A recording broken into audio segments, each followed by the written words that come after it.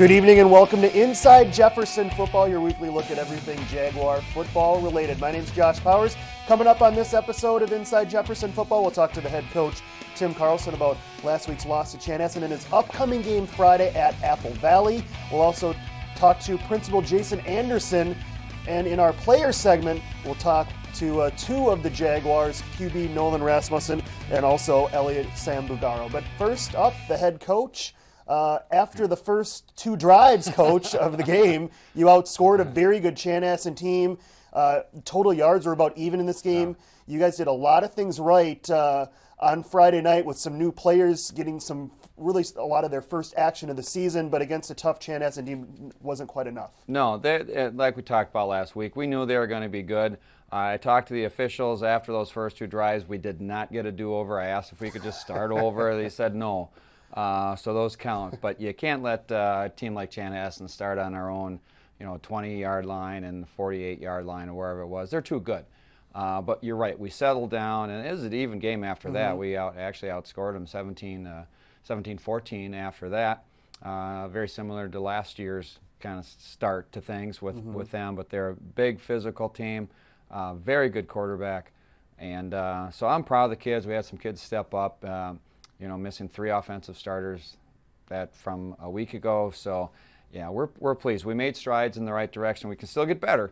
A lot of areas to still improve, but very happy with the night overall. And it was a great crowd on Tackle Cancer Night. And, it was a great community event and just good high school football. You mentioned one of those players we're going to see here in a few minutes, Nolan Rasmussen. I thought he acquitted himself very well. 18 out of 33, 240 yards passing and a couple of touchdowns, and he was able to settle in once the game got going and did a lot of good things for you guys. Yeah, and I think I've talked to you before about this with, when Isaiah was a starter, we felt very good. If Nolan plays, we're fine with that. And you weren't lying. You let him through 33 times. Sometimes it's lip service, and I said to Coach Shea in the booth, I said they really trust him, and you guys do. Yeah, he does a good job, and there's things that he does better than Isaiah. Isaiah's we can run more with Isaiah. He's a big physical runner. Nolan, we are very confident, and he goes through his progressions very well. His reads are good. We're fine with Nolan where he is, but we expect him to get better. He knows the areas he needs to improve, just like everybody else. But it's Nolan's worked harder, to be ready than Nolan. So I was super happy for him to get that start and play as well as he did. Yeah, and it showed in the game, Coach, and it's also nice to have a target like Manny Montgomery to throw to. 9 catches, 146 yards, 2 more touchdowns. He continues to really emerge and blow up this year. Yeah, and Manny's doing a great job. It's kind of been our trademark. We give a lot of credit to the one over the last several years now. But it's because we have 3 or 4 that they all have to cover that allows, Manny to do well, or Nate Chow to do well, or Joe Hurd. And because we have so many, it spreads the defense out. You saw Newton Ambangi play very well. 6 catches, I believe. Yeah. And then you have, Caden Osmondson roaming in the middle of the field. So that allows us to get the coverage we want to for guys like Manny. And Manny is a super talent. We'll take a look at some highlights here, Coach, but defensively, you really kind of bottled them up and allowed an explosive run attack to not be as explosive and make them earn their way down the field. We're going to look at we'll get back to the defense here in a minute. Okay. Here's the first career touchdown for Nolan, I believe. Yeah, this one, I don't know who was happier at the end, me or Nolan, but, again, we knew we were going to get press coverage. We worked this little shift with our running back to help protect. You see, Nolan's got a lot of room to throw, and he throw it high outside and let Manny do his thing, and super excited for Nolan and Manny. Yeah, let's take a look at a defensive highlight, and let's talk about the defense, because you made Chanhassen, a very explosive team, earn their way down the field, and you get a takeaway here. Yeah, we're putting a lot of bodies on him, and that C.J. Hayes comes in, and we had somebody around his ankle, so he's not going anywhere. David Forrest is around his legs. CJ comes in. It's something we practice. Rip that ball out, and CJ rips it out and falls on it and gave us good field position. Talk a little bit more about your defense, Coach. you know, this is a Chanhassen team that is just known for great offense in a multiple variety of ways, and you guys had to be very disciplined, and I think that discipline showed. It was a good tackling night too, I thought. Yeah, you know, going back there, we didn't miss a lot of tackles, so I was very proud of our kids that way. We did a lot. They were very strong. You know, they would focus on their strong side, so we did a lot of things. You saw a lot of us shifting, the line shifting, the backers shifting to that strong side kind of during that cadence, and that helped moving our line. You know, up front we have 3 pretty good defensive linemen in Pierce Opong, Zach Snur, and Nick Martindale, and they did a good job. And by moving them, it frees up our backers a little bit. Tyler Nelson's been outstanding for us the first 2 games, and you know, Tyler was hurt a lot last year. I think he mentioned he was on the show last week. Tyler's played well, and then our secondary. You know, I'm proud of the secondary and how they've played. You know, it's hard going against guys 6'4", 6'5" sometimes, but you know, to hold a team under 100 yards passing, that's pretty good. Let's take a look at one more highlight here, Coach. You get a touchdown, nice drive at the end of the game, and Nolan throws a second touchdown to Manny. Yeah, it's again, you know, we're kind of looking at matchups. They want to come that tight press, little step inside, and again, he has the room to throw it. And you know, it's like I said, sometimes it's hard for us to cover heights. It's the same thing with the other team. Yeah. Sometimes it's just hard to cover, but it's a good move by Manny off the ball, and line gives Nolan time, and he puts it where he needed to put it. All right, Coach. Well, we'll talk to you coming up in our final segment as you hit the road again to face Apple Valley. That sounds good. All right, coming up next, it's our player segment. Stick around on Inside Jefferson Football.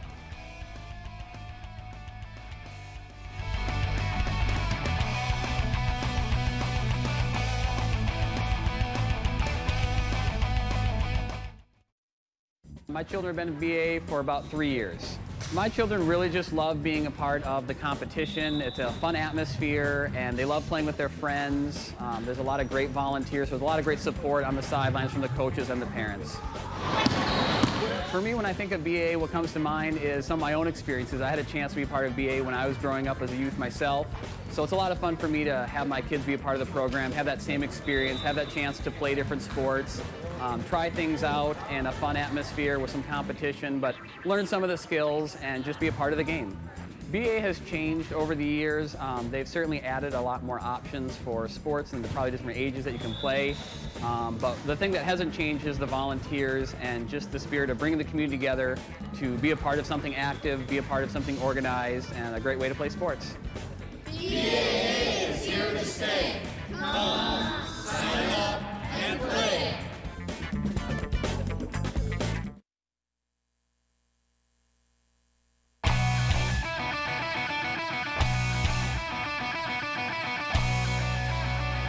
Back on Inside Jefferson Football, the Jaguars are 1-1. They'll travel southeast, to play Apple Valley on Friday night. Two of the guys are going to be big factors in that game. Nolan Rasmussen and Elliot Sambugaro. Thanks for coming on the show, guys. Nolan, we'll start with you. You knew early in the week, right, you were going to be the starter for last Friday's game. So walk me through that week knowing that you were going to be the guy that were going to get the reps on Friday night. Well, right away I was pretty nervous. You know, I had the butterflies going in my stomach, but I realized, you know, I got to get through it and I got to work hard, and you know, I'm going to get my shot, and when it comes, just play cool. And I feel like I did that and just did a good job, I think. You had some ups and some downs. Yeah. Talk to me about throwing your first interception, but also your first touchdown. What were both of those moments like for you? Yeah, definitely at the start of the game, I was really nervous and was feeling the butterflies. But as the game went on, I was able to settle down and just start making my reads and make the throws that I knew I could make. So. What was that feeling like to get that first touchdown on that play? I was pretty happy. I just went over to Manny. I was like, "Thank you for catching that." I was pumped. But Coach C gave me a big hug too. I got shocked by him. He came out of nowhere, But yeah, it was fun. Elliot, talk about the defense. You guys were really strong against Chanhassen. Yeah. And through the air, that's your specialty, right? Back there in quarterback, they got almost nothing. They've got some big, tall receivers that you had to go up against. Yeah, he caught one pass. So. And our run defense, we're doing pretty well on the run. I mean, we probably could have done better, but Chanhassen is pretty big and pretty strong. So. What's your mentality when you're going up against? You're not the tallest guy. You're taller than me, but you're not the tallest guy out there. But you're going up against receivers sometimes 6'3", 6'4". How do you combat that difference? Well, I just I just look at it like the smallest man always wins, the low man always wins, as we say. Get a good jam and read the way he performs his routes and take it from there. What's it like going up against Manny Montgomery in practice? He must prepare you pretty well for games, right? Yep, he does pretty well in practice. Yeah, it actually helps a lot because going against somebody like Manny and then like coming to the varsity game, sometimes the receivers aren't, as good as Manny, so it helps a lot. What was that atmosphere like at Bloomington Stadium? You get your first home game of the year, and you see the stands are packed. It was a pretty cool night, wasn't it? Yeah, it was awesome. Never really experienced anything like that, to have that many people out cheering for you and rooting you on. So it was a great feeling to have. Elliot, what's been different for you? Last year, you're a junior. Now you're a senior leader on the team. How has that atmosphere around for what you've experienced been different this year? A lot more people have been looking up. And it makes me feel good. I mean, I like helping out the younger kids and helping out the juniors that are going to be coming up next year. Yeah. Week 2 of being back at Jefferson. Yeah. Nolan, what have you experienced so far in your senior year, and what are you looking forward to over the next 7 or 8 months? Just looking forward to the rest of the season. Trying to end out good and have a successful season this year, and then move on to winter, play basketball, and just keep moving on and hopefully have a fun and good senior year. How about you, Elliot? What are you looking forward to this year? I'm looking forward to sections. That's going to be a big part of our season. Looking forward to that and looking forward to seeing my friends because, we're all not going to be together after high school. I mean, we might have some, but, we're not going to be all together like that. So going up against Apple Valley on Friday, Nolan, it's a rivalry that I know of back at my Jefferson days. We used to play them in everything. You guys maybe don't go up against Apple Valley, but what do you know about them, and what do you think it's going to be like going on the road for you the first time on Friday night? Oh yeah, they have a good defense. They shut out Hopkins scored 21 points against them, but still they have a good defense. Their corners are big, tall, 6'1", 6'2", so I can't just throw it up to Manny. We got to work for our yards, and hopefully we can pound the rock a little bit more this week, and hopefully we can get a W. All right, guys. Now it's time to play our initials game, Bloomington version. So I'm going to give you an initial. It could be a person, place, or a thing, but it's related somehow to the city of Bloomington, followed by a series of clues. Anytime you think you know the answer, buzz in by saying your name, and if you get it right, you got bragging rights, and you're this week's initials winner. So our initials this week are JS. JS. Clue number 1, this is also found in Roseville as well as Bloomington. Number 2, the owner of this went to Westchester University in Pennsylvania. Clue number 3. This never opens until 11 a.m. each day. The mall. Elliot. Yep. Is it the mall? No, it's not. The initials are JS, remember. Oh. Okay. On Thursday through Saturday, this stays open until 2 a.m. Clue number 5. The owner of this played tight end for the Minnesota Vikings. And our last clue, this is a sports bar and grill on American Boulevard in West Bloomington. Oh. Initials JS. We'll give you a couple more seconds. Is that Zeke's?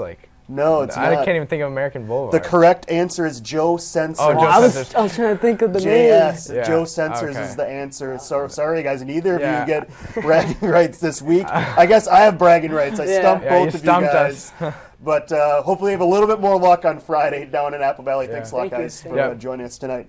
All right, coming up next, we'll talk to Principal Jason Anderson of Jefferson. Stick around. It's Inside Jefferson Football.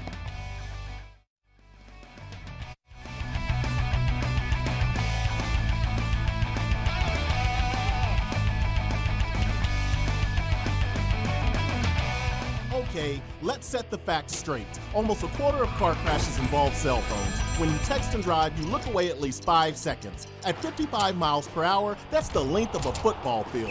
Time out. It's illegal in 39 states to text and drive, but you're in danger everywhere when you don't focus. So keep your eyes on the road and arrive alive. No text, no wrecks. So don't text and drive.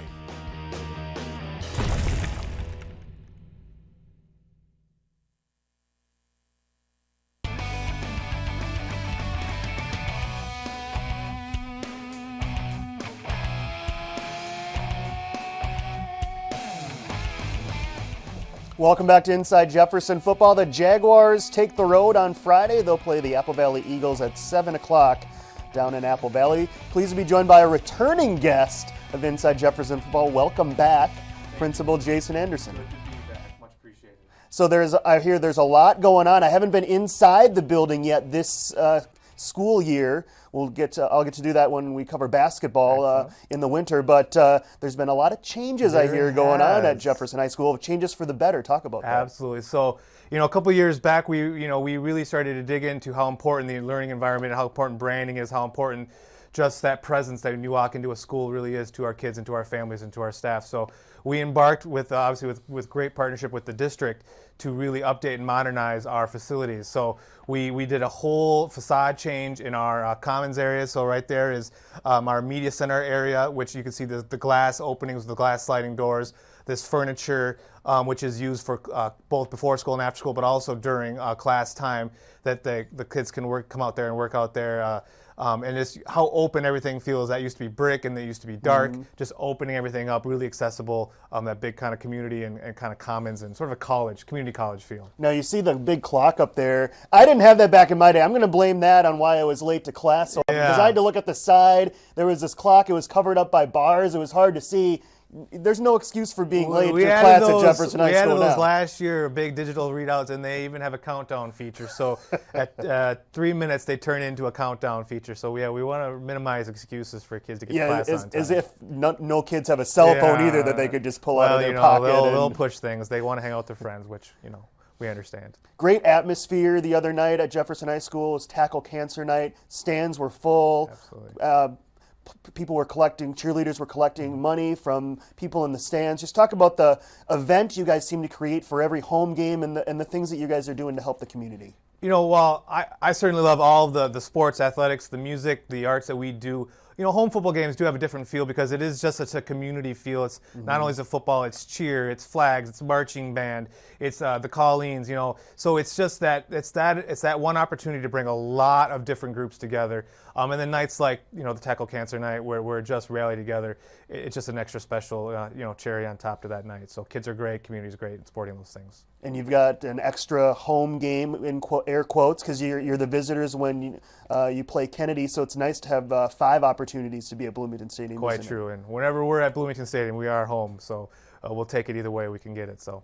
Talk about some things that are coming up on this calendar year at Jefferson High School, things that you're involved with as the principal, and just some things for the community to look forward to. Sure. So going into my 3rd year as principal, I think I've really learned what the community values, what we all commonly work and strive towards. So this year I'm really looking at taking a really, really great school and finding areas that we can just add a little bit more polish to, whether it's some of our systems, working on things like online classes, working on some of our systems with kids through some programs that they get to do through community colleges, community opportunities, internships. So a lot of these things, we're just trying to find ways to make our already great school just a little bit better. So I really am still connecting with parents, community members of what services, what things that they're looking for just to bring us, even closer to, the ideal setting. What are some things that you get involved with in your job that maybe people out there would think, principal would never, maybe some interesting things or things that people would think, principal would never get involved with that, but you have to deal with? Sure. So, as a teacher, I was a teacher for a long time, and even as an assistant principal, I always kind of wonder, what does the head principal do? So now doing this for 3 years, I've learned, head principal of a large major metro school like Jefferson, half the job is PR. I was at a principal's meeting from 3 to 4. Then I was at soccer. Now I'm here. Parent meeting on Thursday night. So there's just a lot of nights, a lot of evenings, a lot of weekends. It's a lot of public relations, getting out and meeting people. And then there's this lot of little things that you never thought of. So like the picture from the media center, but also the lunchroom. I spent half a year last year doing interior designing. So I worked out with construction people and architects of how this should go, how this should lay, what color scheme to do, and I never really thought that I'd have to be an expert in interior design, but it turned out all right. So that's a summer project. So it doesn't look like that now, but that was kind of how it looked midsummer. So I kind of kept tabs on that and had meetings with construction workers. So I didn't go to school for that, but you can see how far it's coming. We totally gutted the thing. This is the cafeteria area, correct? And it looks nothing like, it's been that way since I graduated 20 years ago. I know. And I'm sure you get enough emails from people that are complaining about something or other. For sure. Changes for the better, and Absolutely. it's going to be a brand new facelift and a great area for the students to gather. It's gorgeous and it's functional. We use it for learning environment along with our lunch service. It really hopefully has the kids feeling some pride in where they go and where they belong, and it's just a great thing to show new families and new kids. All right, Jason, well, good to catch up with you once again. Thanks for stopping by, and look forward to another calendar year covering Jefferson. I'll see you next year. All right, sounds good. All right, back for the final segment. Coach Carlson stops by to preview Apple Valley. Stick around on Inside Jefferson Football.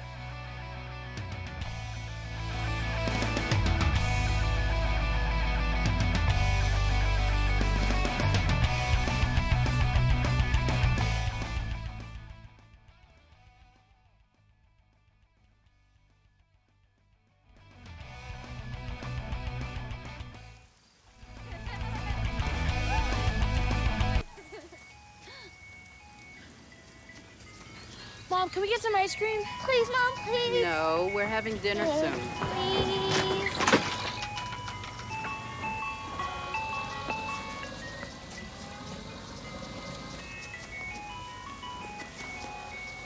You don't have to be perfect to be a perfect parent. There are thousands of children in foster care who will take you just as you are.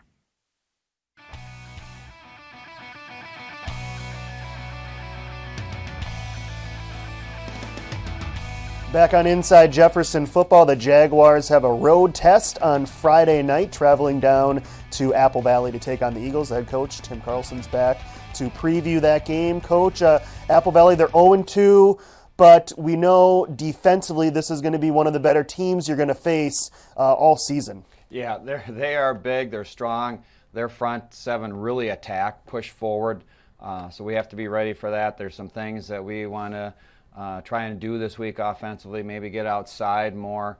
Again, we have Manny, like they were saying earlier, Nolan was saying earlier, their corners are big. But we're going to have to use all 4 receivers, 5 receivers, and to kind of use the short game a little bit. So there's some things we're going to have to do to attack that staunch defense. And when you see them up close, they're really big.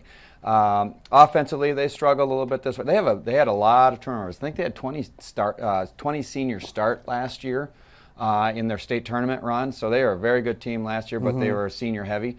So each week they get a little bit better. I was watching their offensive tape. They're a little bit better. They played Hopkins and then St. Thomas, who's always a good program, this last week, and they got a little bit better. Still has some struggles, but they're getting better. And you know what? They put a pretty good beat down on us last week, and 49-9 is something that I have not let the kids forget this week. So. Circled it and put it on the chalkboard. There's a few signs up in the locker room, yes.